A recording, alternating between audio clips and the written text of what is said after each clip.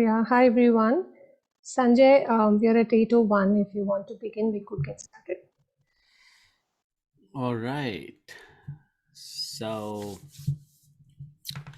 super excited again to be here with all of you in this next edition of Societal Chats. I realize it's the eighth edition, it's been 8 months. Wow, how time flies. Um, but here we are, super excited to have a special guest with us in Abhishek Jain. You would remember our conversations around urban governance, and Abhishek has been the key person who architected that entire game plan. So it is my pleasure and privilege today to introduce Abhishek. So let me take a minute to talk about him. I hope you're able to see my screen. Yes. So that's him. He pretty much looks the same, which is awesome.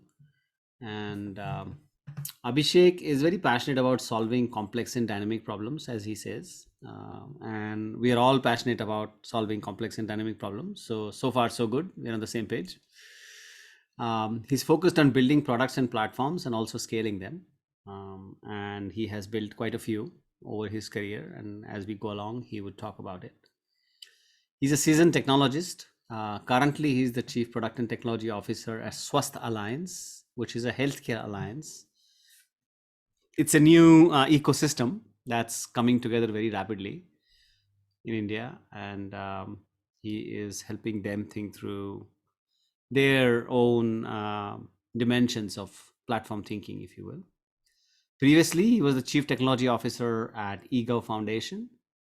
If you remember his colleague Viraj, we had one of the sessions, Viraj come and talk about the Digit platform. So Abhishek is the mastermind in many ways of Digit. He pivoted eGov to Digit, focused on urban development. He, of course, has a long-standing corporate career with global organizations like CA, Arcot Systems, and Infosys. So this is Abhishek. What I have really appreciated and learned from him over all these years that we've been associated is his ability to call a spade and deal with the effects of calling a spade a spade. And I think that is the most fun part of him. And I'm sure you'll enjoy the evening. So, welcome, Abhishek. Glad to have you with us today evening. Thank you for that kind and generous introduction, Sanjay. I mean, I was just looking at myself, is it me? But thank you for that. Yeah, really, really appreciate. And I'm really excited being in being in a conversation with so many of us. Many of us we have met, I think, in some or the other forum before. So really nice to see everyone. Yes, and the colleagues that we have today on the call are, in their own ways, mission leaders. They are leading different kinds of societal missions. They have been subjected to societal platform thinking to some extent, and we have learned a lot over the last 18 months. We continue to learn. This is, as you know, a journey. I remember the first meeting, Abhishek, that we had. I think it was late 2016, early 2017, at 70, yeah. where we got into the conference room of eGov and yes, yeah. Now I remember it even more. We termed it. What was it called? focus meeting, because we are focusing Focus there. meeting, because the projector was misbehaving and Viraj had to get up on the table to focus the projector. And so we called it the focus meeting. And that is the first time when we started on our journey of platform thinking at eGov Foundation. So welcome. I think it's been a fascinating journey from that focus meeting. And what we would love to learn from you today is pivoting, because I think one of the most interesting aspects of your journey has been pivoting, because before pivoting to a platform model, Ega was around for many years. How many years was that before it pivoted to a platform? I think 2003, 4 to 17 when we pivoted. So End of 14 16, years. 17, so around 14 years. Yeah. 14 years of being a technology product company, and then pivoting to becoming a platform must have been interesting. So from the traditional model to the platform model, would love to start with hearing your reflections from that point. What happened? How did the pivot happen? You were at the center of the storm, because while everybody had the conceptual part of saying we should pivot, you actually had to make the pivot, right? You actually had to unbundle the traditional model and reassemble it as a platform, literally. So share with us what happened in those days, early days. So I think the biggest thing was, so first of all, a lot of support happened. Okay, even joining the Ego was a lot of support and a lot of help from a lot of people. But I think the biggest thing that happened was a common shared vision among the new leadership that we need to pivot. So there was a leap of faith, sort of, which was involved. Urban had been touted as a complex domain.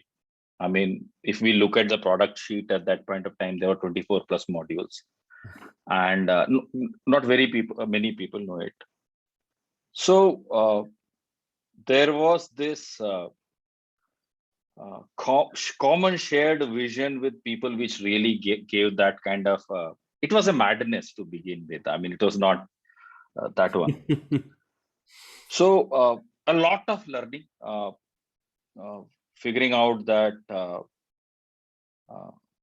It's not about technology first. It first needs to understand what are you getting into. Okay, so I would say as you said, unbundling, taking the domain and saying what are we talking about, and you facilitated some of those meetings. You remember? I mean, we discussed about nouns and verbs and adjectives and actions and interactions, and I think the whole thing was about first figuring out what are we at actually, and the great part was two things meeting, which there was a deep tech domain knowledge available at Ego. But and there was this willingness to say, look, we have done it at 2 places, let's do it at 17 more places. We actually want to do 2000 cities in next 3 years, which was a big task. By the way, I think that also helped. Having a almost impossible vision, so that you had no chance to back out, and people recording saying, look, you are not going to pivot back into old ways of doing things. That helped. So I think that committing to the thing helped. So that's what happened. Other thing that happened is having this lot of mentorship from different kind of people. You helped us with strategy. Pramod helped us with architecture. Madhavan helped that actually held up came. I mean, this is an example of when you really want and start asking for help, people fly down from US to help you. So I still remember in November there was a very, very benign conversation with Madhavan, and 1 hour of conversation saying, hey, what are you up to? And I explained to him that yes, this is urban and this is how I see it, and this is the kind of technology roadblocks I see. And then we both start conversing, and we get interested, and then we say, hey, don't worry about technology tools, those are available. Can we figure these 4 things out? Can we figure what the actual problem out? The guy flies. I mean, he flew for an year. He first flew for a week. He helped us, and then he flew for an year. And lots of pivot in terms of how you think about domain, pivot in terms of the technology architecture that you had, pivot in terms of our implementation strategy, because we knew if we had to do all of what we are talking about, the kind of team we had was not enough. So I think uh, having a goal which was way above the comfort zone, which made and all of us brought our strengths to the table as a team. All of us learned, sometimes in a simple way, sometimes in a hard way, how to ask for help. So I think those were the combination of things which made that initial moment possible. Then what happened? I mean, the next 2 years were like bruises and cuts and blood flowing out, lots of failures before the first taste of success. And again, I think now when we look back, the team stuck through it, and that's a great thing. I think that's the initial days. Uh, would that qualify as a good answer at this point? Yeah, no, I think the whole idea that uh, you had to reformat the team, would love to learn more about that, because it's a very steady organization and it is doing what it is doing, and then you start to make this change. It's not only a transformation of the self, it's a transformation of the team as well. So multiple things are changing at the same time, right?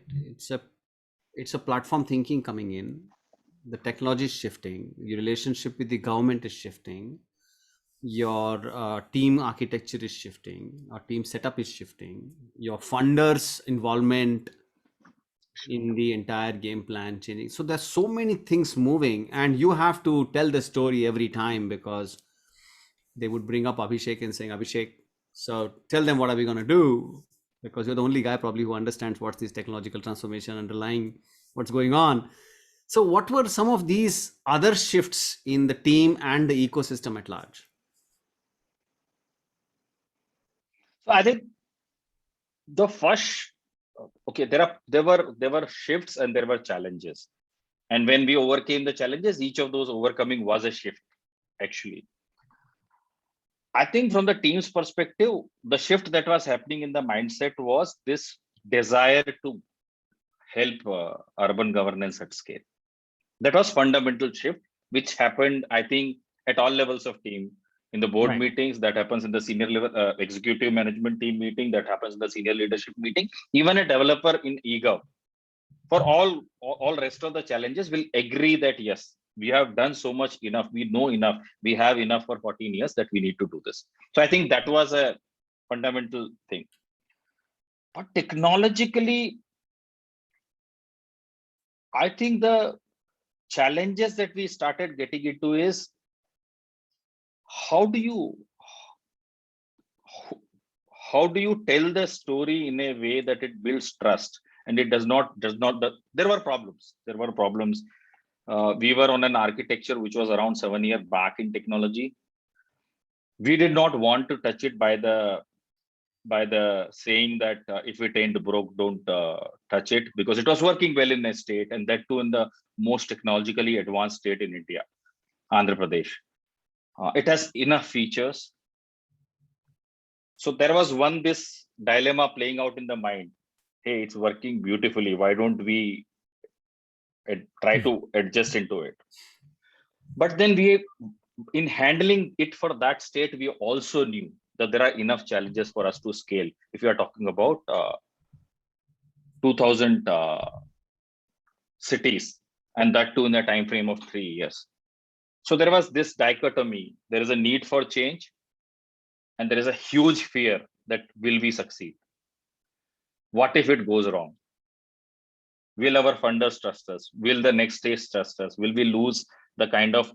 It was quite a deep, powerful position eGov was built for itself by 2016-17, being so deep in an area where not many people were playing. So those dilemmas were there in the play.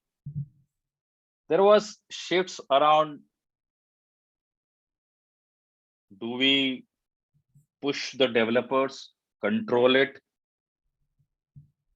I mean, should we just replace what we have and bring in new because we want to new?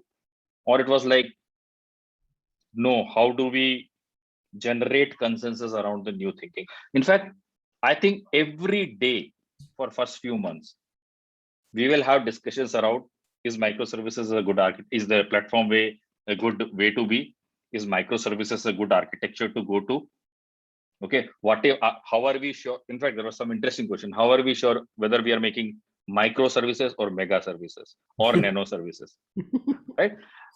I mean, now that we look back, it's a very funny concept, but I think it was a lot of change, as you said, for people, and everyone was struggling at in their own level to to cross that chasm between knowing that we need to change versus being in the safety of where we were.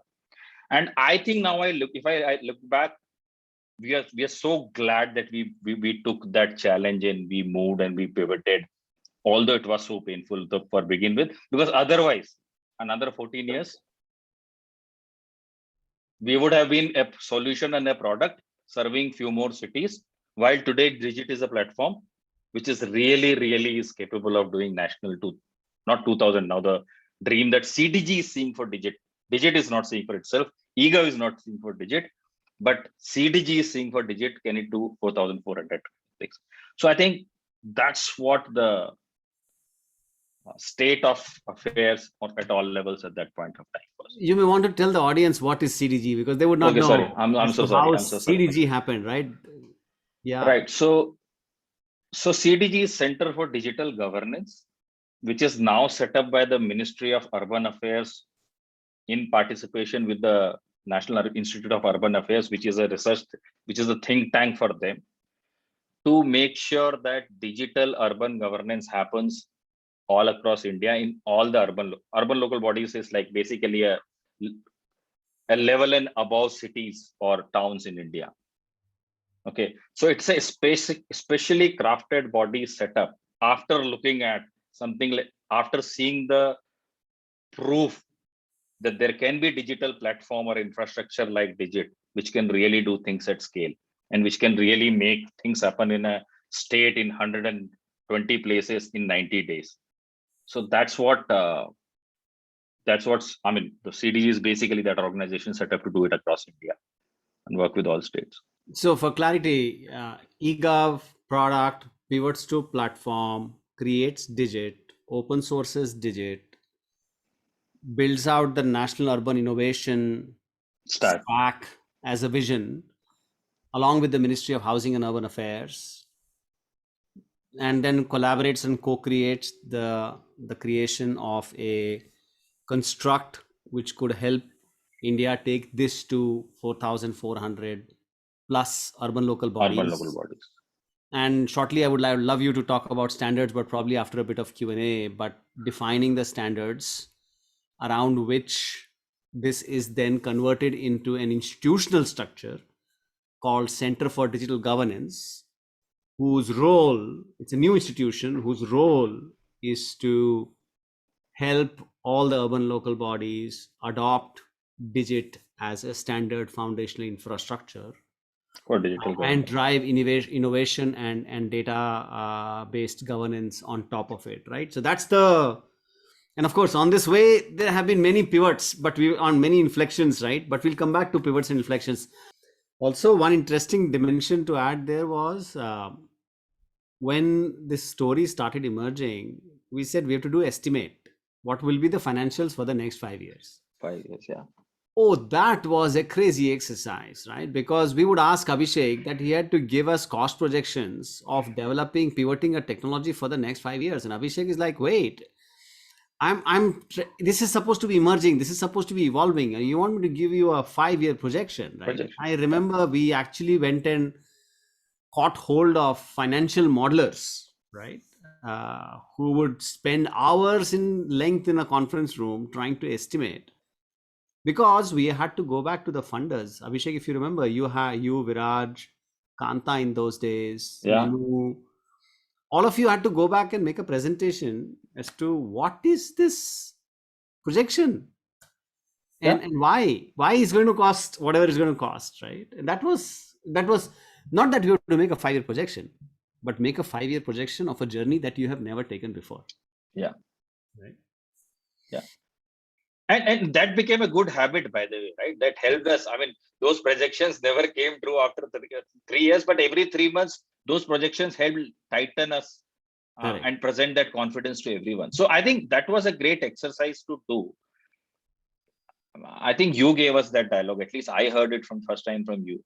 It's not about making plans work, but failing to make plans is definitely a failure sort of a dialogue. So that those projections, making sure people knew that these guys have put whatever they could behind to come up with the strategy, to come up financial modeling, everything. So it was difficult not to trust the team. I think that was the kind of exercise we were trying to do. Great. So we'll come back, and I know Neelkant has his hand up, but Neelkant, I'll come back to your question as soon as I want Abhishek to reflect Sure. on one Yeah. more thing. So don't lower that hand. Please keep it there, and I'll come back to you.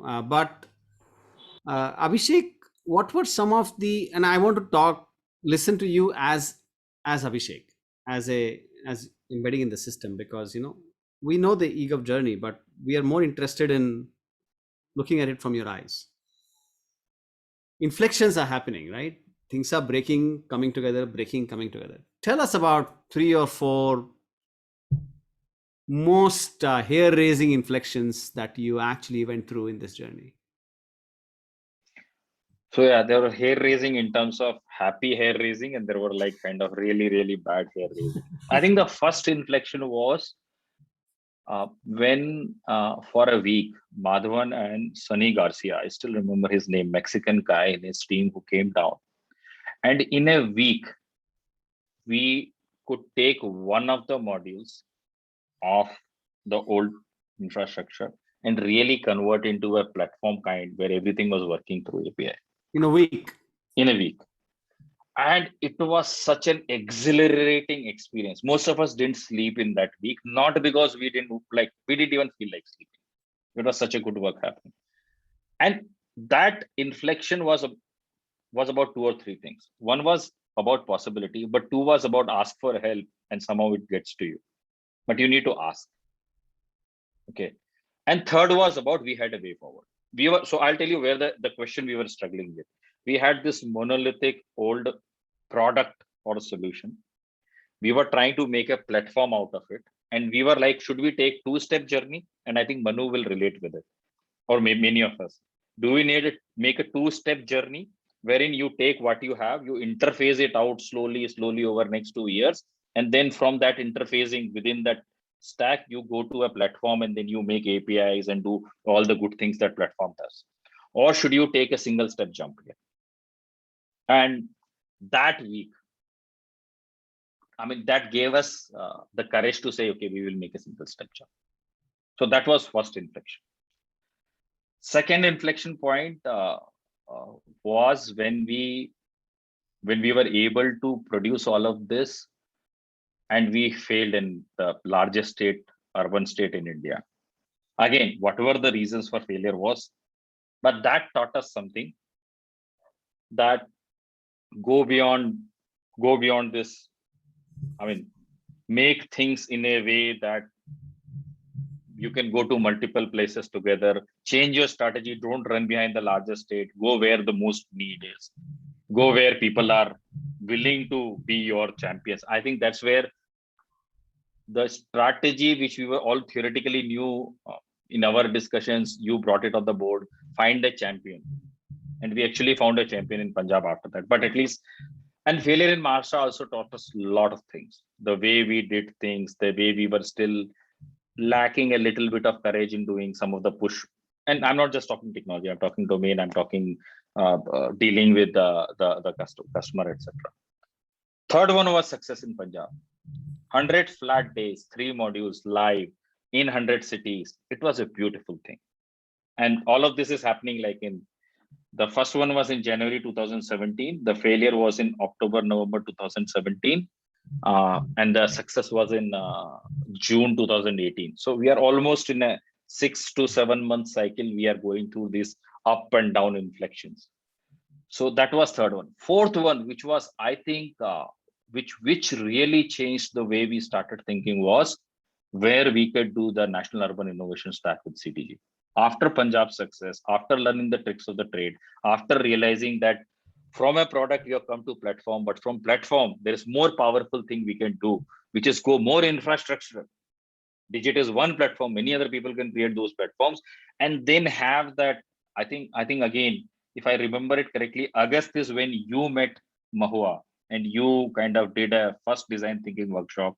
September we met second time, and by next year February the National Urban Innovation Stack was out there.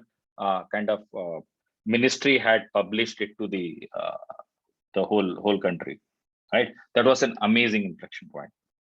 So I think those were and finally, I think the last one would be not only ministry releasing a strategy and approach paper, but actually constituting a small institution called Center for Digital Governance to really take it forward. Because that told us that as a platform, we must have done few things right, basically. You mentioned an interesting pathway from a product to a platform to an infrastructure. But there was one more interesting dimension, which was standards. Setting the standards on which the domain, the field of urban governance could then emerge further, right? So I remember that you were at the center of that standards work. I'd love to hear from you. What was that? Because that was new. That was not something that you had ever done, setting standards. And so what was that? What did that feel?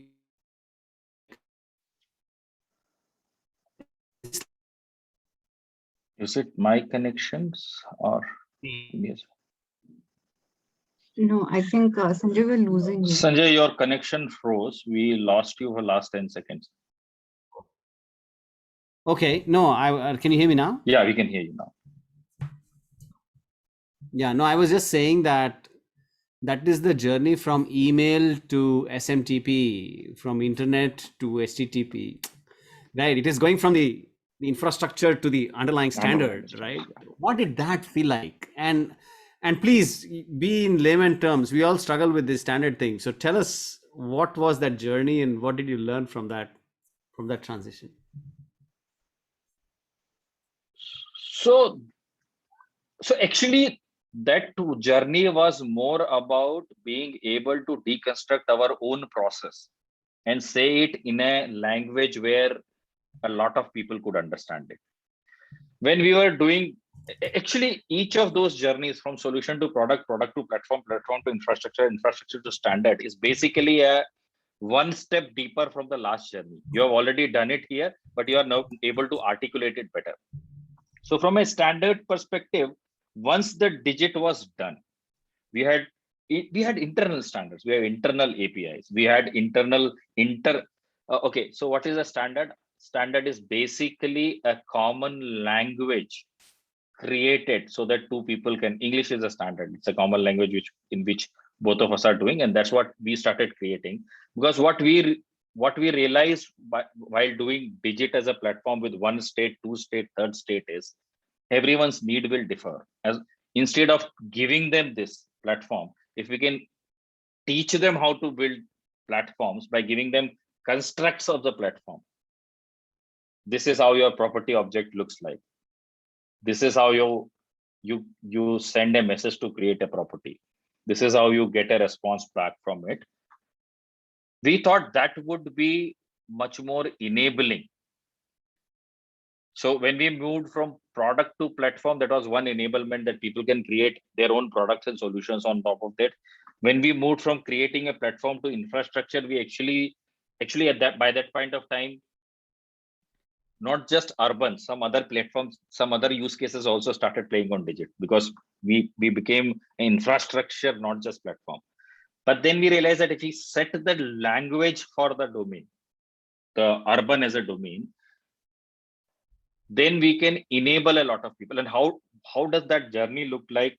When we did the National Urban Innovation Stack, people started asking us question, oh, why is digit able to do some of the things which other solutions, other monoliths, other products are not able to do?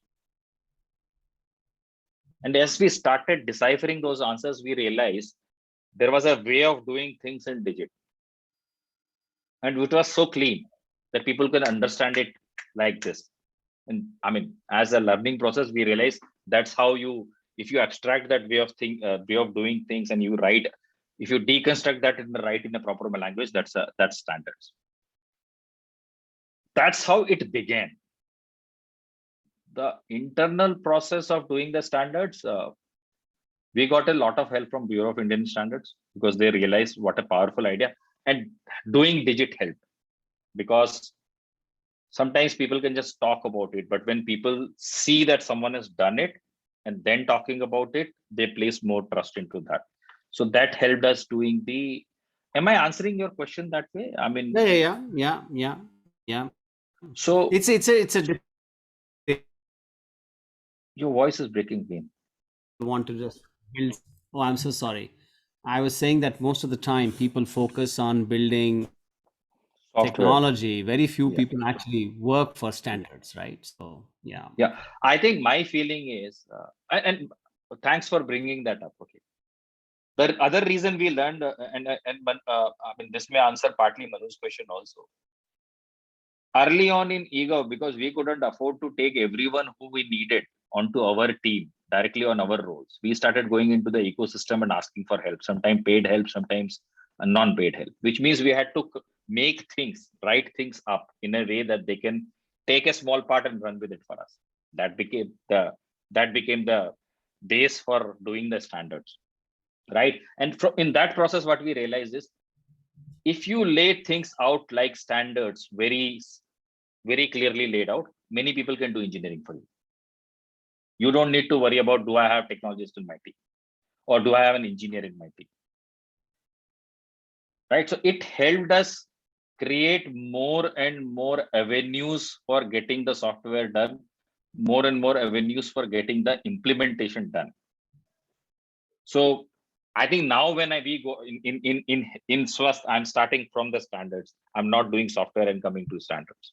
Right. Because I think those are fundamentals. It's like language, it's like grammar. That's fundamental to create any poetry and any prose that you want. And sometimes, so that was the thinking, and that was the learning which made us go from platform to infrastructure to standard, go more deeper and help more people type.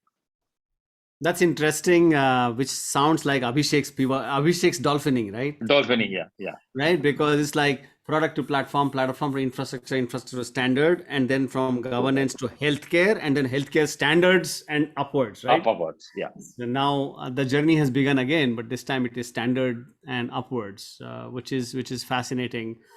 If I take, it's not just Abhishek. Yeah. eGov is also doing this. eGov is going standards. Then eGov is doing the same thing in finance, in Correct. sanitation, and in many Correct. other fields. Because now the standards are beginning the journey upwards. Which is a very interesting point, that while eGov started with urban governance, but now it has gone into public finance, it is extending into sanitation, and becoming increasingly domain agnostic, because it's deconstructed to a level where you can reassemble it in multiple domains, right? So that is liberating in that sense. So in closing, 3 words that summarize your learnings of the last few years. I know it's hard, but go ahead. Humility, patience, perseverance. Humility, patience, perseverance. That is where the secret lies. Putting others first, basically. Yeah, that's interesting. Thank you so much, Abhishek. Love listening to you. Sir. Take care, everyone. Be well. Till we meet again. Thank you, Abhishek. Thank you. Thanks.